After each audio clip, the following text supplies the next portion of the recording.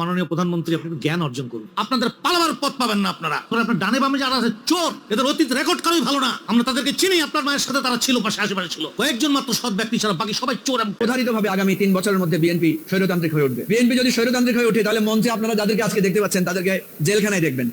আপনারা দেখেছেন হাসনাত আব্দুল্লাহকে ঠেকানোর জন্য, আমাদেরকে ঠেকানোর জন্য আওয়ামী লীগ বিএনপি এখন এক হয়েছে।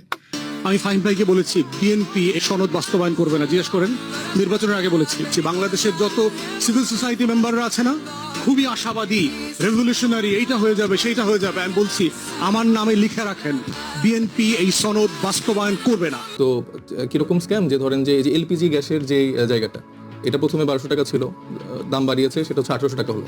তারপর সেটা আমরা দেখলাম যে বাজারে হচ্ছে পাওয়া যাচ্ছে 2200 টাকায়। এখন আমাদের দেশের ত্রাণকর্তা আমাদের মাননীয় প্রধানমন্ত্রী তারেক রহমান বললো যে আমরা এলপিজি কার্ড দিব। যে কার্ড দিতে কী লাভ হলো, তাহলে এই যেটা 2200 টাকায় বাজারে বিক্রি হচ্ছে সেটা আমরা এখন 1800 টাকা পাচ্ছি। এটা তো আমাদের সবার একটা বড় উপকার হয়ে গেল, মানে 300 টাকা আমরা সেভ করতে পারছি। এদিক দিয়ে যে একটা বড় ধাপ বাড়িয়ে এটা একটা মেকানিজম করলো। সো এটাই দিয়ে দেখেন কার্ডের স্ক্যামটা। তারপরে এই যে হকারের উচ্ছেদের যে ব্যাপারটা, প্রথমে কি বললো যে একদম বাংলাদেশ থেকে কোনো হকার থাকবে না, মানে উইদিন কোনো মানে নোটিশ ছাড়া আমরা দেখলাম যে হকারদেরকে উচ্ছেদ করলো। ফাইন, এটা খুবই ভালো একটা উদ্যোগ। হকার উচ্ছেদ করে আসলে তাদেরকে পুনর্বাসন করা যেতে পারে, ডেফিনেটলি খুব ভালো। কিন্তু আমরা দেখলাম যে আবার সেম হইতে রাস্তার মাঝখানে মানে সব মানে এরকম বক্স টক্স করে হকারদেরকে বসানোর সুযোগ করে দেওয়া হচ্ছে এবং সেখানে আবার তাদেরকেও কাট দেওয়া হচ্ছে। আমি কয়েকটা রিপোর্ট দেখার চেষ্টা করলাম, যেই কতগুলো রিপোর্ট দেখলাম, তারা সবাই বলছে যে তাদেরকে হকার কার্ড দেওয়া হচ্ছে, কিন্তু যারা হকার কার্ড তারা পাচ্ছে তারা মূলত বিএনপির দলীয় লোকজন এবং এই হকার কার্ড নিয়ে তারা হচ্ছে ব্যবসা করছে। মানে তাদের ওই জায়গাটা ধরেন যে সে একটা লিজ পেয়ে গেল, এখন তারা চাঁদা নিয়ে ওইখানে হচ্ছে হকারকে বসাচ্ছে। তো ব্যাপারটা হচ্ছে যে ট্রু, মানে সবাইকে উঠাই দিয়ে একটা সিস্টেমেটিক পর্যায়ে নিয়ে এসে তারা চাঁদাবাজিটা করছে। তো এইটাই হচ্ছে বিএনপির স্ক্যামিং এবং এই যে এইভাবে চাঁদাবাজিগুলো করছে। শুধু জামাত ইসলাম 72-এর বিরোধিতা করেছে বলে কি বিএনপি এখন আওয়ামী লীগের পজিশনে চলে গিয়েছে? আমাদের জানা নেই মাননীয় স্পিকার। এবং এটার বিরুদ্ধে বিদ্রোহ করেছিলেন মেজর জিয়াউর রহমান। 72-এর সংবিধানের বিরোধিতা করেছেন বদরুদ্দিন উমর। 72-এর সংবিধানের বিরোধিতা করেছেন মাওলানা ভাসানী। 72-এর সংবিধানের বিরোধিতা করেছেন কমরেড মুজাফফর আহমেদ। 72-এর সংবিধানের বিরোধিতা শত শত মুক্তিযোদ্ধারা করেছেন মাননীয় স্পিকার। শুধু জামাত ইসলাম 72-এর বিরোধিতা করে। মুক্তিযোদ্ধার দল বলতে কি, রাজাকারের তো একটা দল আছে আইডেন্টিফাইড, এবং সেই রাজাকারের দলটা ফাইনালি 68টা সিট পাইছে, মহিলা আসন আরো 8টা পাই, 76টা দল হয়েছে। তো মুক্তিযোদ্ধা একটা দল করে একটা নির্বাচন কইরা একটু নির্বাচনটা করুক, আমরা দেখি। মানে এই যে মুক্তিযোদ্ধা ডিভিশন, আপনি কি কল্পনা করতে পারেন আজকে 55 বছর পর এসে আমরা এখানে 71 সাল, 52 সাল, 47 সাল, 24 সাল, 90 সাল এই নিয়ে আলাপ, রাষ্ট্রের কি হচ্ছে রে ভাই? মুক্তিযোদ্ধার দল বলতে কি? আমাদের গাড়ির পেছনে দৌড়িয়ে লাভ হবে না, আমাদের দেশের পেছনে ছুটতে হবে, নকল করা যাবে না, পড়তে হবে। এই ডায়লগ দিয়ে আমাদের তরুণদেরকে এখন ট্রোলের মুখে পড়েছেন। বালেন্দ্র শাহ পাই নাই, আমরা পেয়েছি আমাদের উপরে চাপিয়ে দেওয়া একজন বাইরে থেকে এসে প্রধানমন্ত্রী। প্রবন্ধকার বাংলাদেশ, ভিয়েতনাম, থাইল্যান্ড, দক্ষিণ কোরিয়া, ভারত সূচকগুলো দিয়েছে। সূচকগুলোতে আমরা পিছনে পড়ে আছি, কারণ আমরা তো দৌড়ে দেশে না, আমরা তো দৌড় গাড়ির পিছনে। এরকম দৌড়িয়ে আমাদের বহু ছেলেদেরকে গাড়ির নিচে পড়ে মারাও যেতে হয়েছে। এই গাড়ির নিচে পড়ে মারা যাওয়ার কারণে জুলাইয়ে যারা গুলিতে মারা গেছে তাদেরকে আমরা এখন ভুলতে বসেছি। যাদের জন্য আজকে এই আলোচনা করার সুযোগ পাচ্ছি, এই বাজেট নিয়ে কথা বলতে পারছি, সংসদে যেতে পারছি, তাদের নিয়ে কিন্তু এখানে তরুণরাই তো জীবন দিয়েছে। শিক্ষার্থীদের উপরে ভিত্তি করে যে আন্দোলনটা একটা পর্যায়ে গিয়েছে, এটা নিয়ে কেউ কথা বলেন, কেউ রান করেছেন, কেউ মানে 300 রান একসাথে করে ফেলে দিয়েছেন। একটা কথা তো আপনারা চোখের পানি ফেলতে গাড়িতে বসে বসে স্বীকার করেছেন, আহারে এই তরুণ বাচ্চাদের রক্তের উপরে ভিত্তি করে আমরা আজ মুক্ত হতে পেরেছি। তো মুক্ত হতে পেরেছি, তাদের কথা কোথায়? আমি প্রথমেই বলতে চাই, জুলাই আন্দোলনে যে সমস্ত তরুণ শহীদ পরিবারদেরকে রক্তের এবং গুলির মুখে দাঁড়াতে হয়েছে, তাদের কথা অবশ্যই বাজেটে সম্পৃক্ত করে তাদেরকে অগ্রাধিকার ভিত্তিতে রাখতে হবে। আমি তো বরং অবাক হই যে বিগত ফ্যাসিস্ট 17 বছরে তৈরি হয়েছে, আর বর্তমান কোনো নব্য ফ্যাসিস্ট তৈরি হতে তারও সময় লাগতেছে না। 2 মাসে ফ্যাসিস্ট তৈরি হয়ে যাচ্ছে, 3 মাসে ফ্যাসিস্ট তৈরি হয়ে যাচ্ছে। প্রাইভেট স্কুলগুলো বন্ধ করে দিয়ে একটা যুগান্তকারী সিদ্ধান্ত নিয়ে বললো, সরকারের, আমি মন্ত্রী, আমার সন্তানও এই সরকারি স্কুলে পড়তে হবে, বাধ্য। আমার শিক্ষামন্ত্রী, নকল করা যাবে না, পড়তে হবে। এই ডায়লগ দিয়ে আমাদের তরুণদেরকে এখন ট্রোলের মুখে পড়েছেন। ওই আপনি তো এরকম একটা যুগান্তকারী সিদ্ধান্ত নিতে পারলেন না, কারণ আমরা বালেন্দ্র শাহ পাই নাই, আমরা পেয়েছি আমাদের উপরে চাপিয়ে দেওয়া একজন বাইরে থেকে এসে প্রধানমন্ত্রী। মাননীয় স্পিকারের কাছে যখন সংসদ সদস্যরা বলেন আমার হাসপাতালটা অসুস্থ, এটাকে একটু সুস্থ করার উদ্যোগ নেবেন, মাননীয় স্পিকার আপনি একটু মন্ত্রী মহোদয়ের দৃষ্টি আকর্ষণ করবেন। স্পিকারের জায়গা থেকে তখন তিনি বলেন আমার এলাকারও একই অবস্থা, আমি তো এটা বলতেও পারি না, আমি এমন জায়গায় আছি আমার তো বলারও সুযোগ নাই, আপনি আমার পক্ষে একটু বলে দেন, আপনাকে 1 মিনিট সময় বাড়াই দিলাম। This is scenario. এটাকে আমরা বলে থাকি সর্বাঙ্গে ব্যথা ওষুধ দেবেন কোথায়? তা আমরা তো রুটি চাই, বলছি যে না রুটি না, চাবি নিতে হবে। আল্লাহ চাবি দিয়ে কি করবেন? বলছে চাবিটা পেলে পুরো রুটির দোকানটা পেয়ে যাবা। আল্লাহ ওটা তো সময় সাপেক্ষ ব্যাপার, পরিশ্রমের ব্যাপার, চাবি নিতে হবে, তালা খুলতে হবে, পাওয়া যাবে না। আমরা বাংলাদেশের মানুষ নগদে বিশ্বাসী, নগদ যা পাওয়া হাত পেতে নাও, রুটি পেয়েছি ওইটা নিয়ে চলে গেলাম।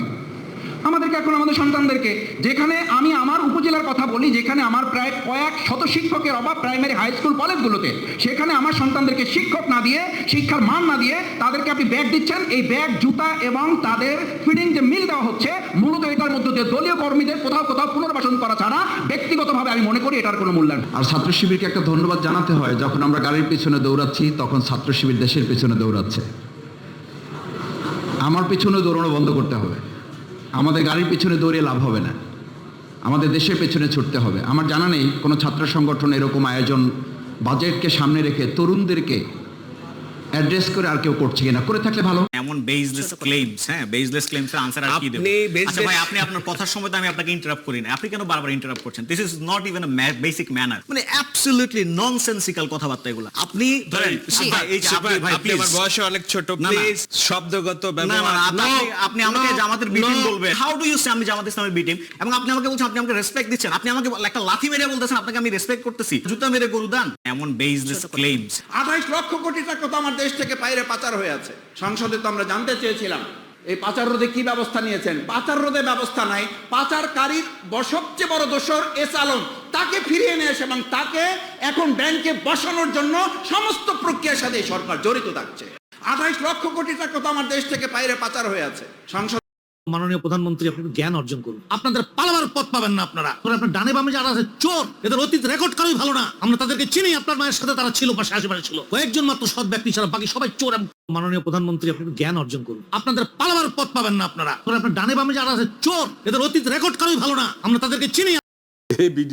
অবধারিতভাবে আগামী 3 বছরের মধ্যে বিএনপি স্বৈরতান্ত্রিক হয়ে উঠবে। বিএনপি যদি স্বৈরতান্ত্রিক হয়ে ওঠে তাহলে মঞ্চে আপনারা যাদেরকে আজকে দেখতে পাচ্ছেন তাদেরকে জেলখানায় দেখবেন, ইনক্লুডিং আপনাদের অনেকেও আমি চিনি যে তাদের স্থান হয়তো জেলখানায় হবে, অথবা কপাল ভালো থাকলে গুম হয়ে যেতে পারে। তাহলে আজকে যে বিএনপি 2 মাসে আমরা যাদেরকে দেখতে পাচ্ছি যে তারা তাদের অতীত ভুলে যাচ্ছে, বিএনপি যে বলছে তারা সংস্কার না, তারা সংশোধন করতে চায়, অথচ বিএনপির এই ইশতেহারের মধ্যে সংস্কারের কথা বলা আছে। আপনারা দেখেছেন হাসনাত আব্দুল্লাহকে ঠেকানোর জন্য, আমাদেরকে ঠেকানোর জন্য আওয়ামী লীগ বিএনপি এখন এক হয়েছে। আপনারাও সেই স্রোতে যদি তাল মিলান, দুঃখ থাকবে না। মারা যাব, জেল জুলুম হবে, নির্যাতন নিপীড়নের মধ্য দিয়ে যাব, মারা যাব। মানুষ তো মারা যায়, মানুষ কি সবাই বেঁচে থাকবে? আমরা দুনিয়া থেকে আমরা সবাই বেঁচে থাকবো? চিরস্থায়ী ভাবে বেঁচে থাকবো? চিরস্থায়িত ভাবে তো বেঁচে থাকবো না। আমরা তো সব সময় বেঁচে থাকবো না পৃথিবীতে। আপনারা দেখেছেন হাসনাত আব্দুল্লাহকে ঠেকানোর জন্য। আমি ফাহিম ভাইকে বলেছি বিএনপি এই সনদ বাস্তবায়ন করবে না। জিজ্ঞেস করেন, নির্বাচনের আগে বলেছি যে বাংলাদেশের যত সিভিল সোসাইটি মেম্বাররা আছে না, খুবই আশাবাদী, রেভলিউশনারি, এইটা হয়ে যাবে সেইটা হয়ে যাবে। আমি বলছি আমার নামে লিখে রাখেন, বিএনপি এই সনদ বাস্তবায়ন করবে না। সুজনের মজুমদার ভাইকে বলছি, শহীদুল আলম ভাইকে বলছি, দিকে ওনারা আমাকে নিয়ে হাসাহাসি করতো, তুমি বেশি এই সেই রেভলিউশনারি কথাবার্তা বলো। এবার situation has changed, such an upsurge happened, so it cannot be undone. কিন্তু বাস্তবে তাই হচ্ছে, কারণ আমি এই পার্টির নেতাদের ডিএনএ আমার কাছে খুব পরিষ্কার, হিস্টোরিক্যাল ডিএনএ, এবং তারা এই ধরনের জাতির সাথে বিট্রেয়াল নতুন করে করে নাই, বারবার করেছে, পলিটিক্যাল হিস্ট্রিতে আছে এটার মধ্যে। তাহলে এই যে এখন যে একটা যে প্রশ্নটা আসছে, এই প্রশ্নটার ব্যাকগ্রাউন্ডে হিস্ট্রিটা জানা এই কারণে জরুরি, কারণ বিএনপি অথবা আওয়ামী লীগ বাই ডিফল্ট এই কাজটা নতুন করে করছে না আমার জাতির সাথে। তার বক্তব্যটা শুনুন। আপনারা কোথাকার কোন কুতুব হয়ে গেছেন আমি তো বুঝি না। যে তরুণেরা রক্ত দিয়ে মুক্তি দিল তাদেরকে বলছেন আবেগ। আবেগ না থাকলে রাজপথে বুকের গুলির সামনে আবু সাইদরা বুক পেতে দেয়?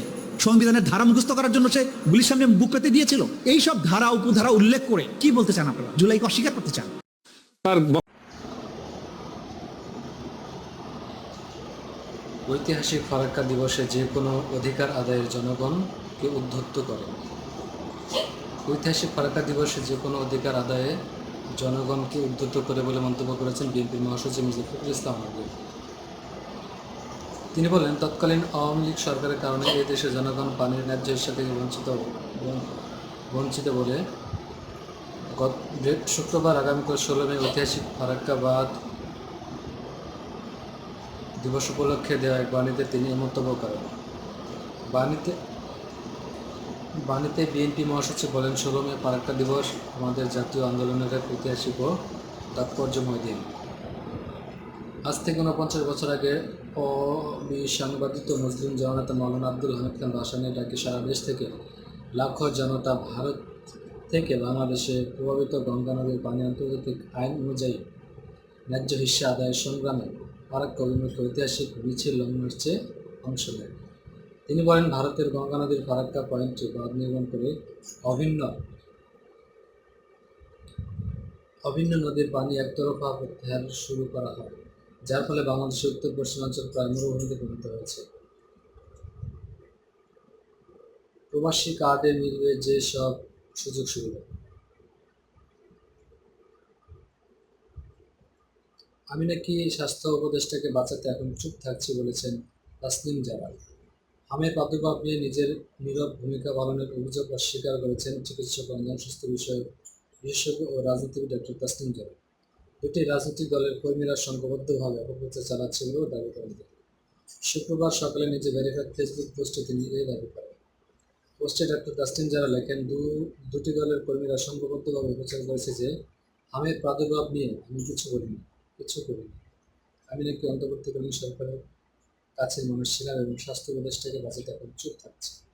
তিনি লেখেন, বিভিন্ন প্রসঙ্গে স্বাস্থ্য উপদেষ্টার কর্মকাণ্ড বহু আগে উদ্বিগ্ন করে তুলেছিল তাকে। তার ভাষ্য, তৎকালীন স্বাস্থ্য উপদেষ্টার কর্মকাণ্ডের উদ্বিগ্ন হয়ে আমি 2024 সালে প্রশ্ন তুলি। তখনকার বিষয় ছিল জুলাই অভ্যুত্থান, আহতদের চিকিৎসায় ধীরগতি ও অবহেলা। জনস্বাস্থ্য